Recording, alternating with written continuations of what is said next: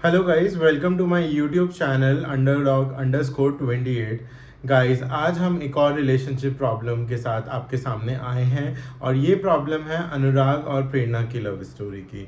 Guys, प्रेरणा और अनुराग बहुत लंबे टाइम से एक दूसरे को डेट कर रहे थे और एक दूसरे के साथ रह रहे थे। ऑल ऑफ अ सडन प्रेरणा को ये पता चलता है कि अनुराग बहुत दिनों से अपनी एक्स गर्लफ्रेंड के साथ टेक्स्ट मैसेज के थ्रू जुड़ा हुआ है। प्रेरणा को ये बात जानने के बाद बहुत बुरा लगता है। उसे मानो ऐसा लगता है जैसे कि उसे प्यार में धोखा मिला है या फिर उसके पीठ के पीछे कुछ चल रहा था। क्योंकि अगर अनुराग अपनी एक्स गर्लफ्रेंड से बात कर रहा था तो उसने फिर प्रेरणा को ये बात बताई क्यों नहीं। वन फाइन डे प्रेरणा कन्फ्रंट करती है अनुराग को, पर अनुराग बहुत ही समझदार लड़का होता है और अनुराग प्रेरणा के डिसकम्फर्ट, उसकी फीलिंग ऑफ बिट्रेयल और उसकी डिसहार्टेडनेस को बहुत अच्छी तरीके से सुनता है, समझता है और फिर प्रेरणा को ये बात बताता है कि वो अपनी एक्स गर्लफ्रेंड से क्यों बात कर रहा था। उसे रीअश्योर करता है अपने प्रॉमिसेस, अपने कमिटमेंट के बारे में और उसका ट्रस्ट जीतने की कोशिश करता है।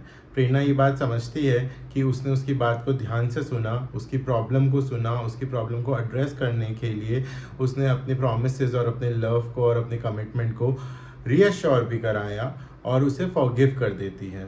फॉरगिव करने के बाद उनकी रिलेशनशिप फिर से ट्रैक पे आ जाती है।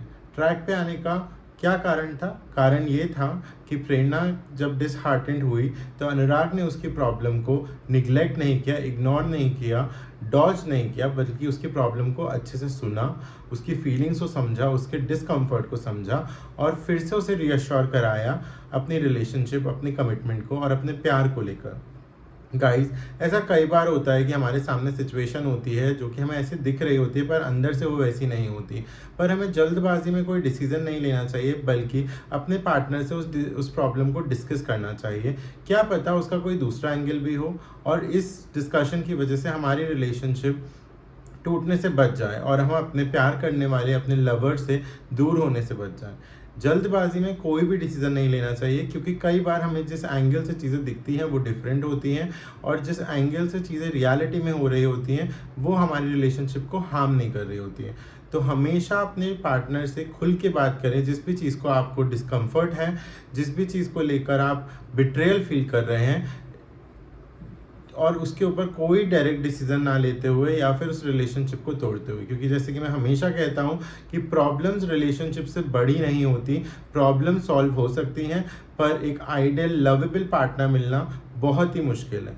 रिलेशनशिप चालू करना जितना ही सिंपल है उतना ही रिलेशनशिप को मेंटेन करना मुश्किल है।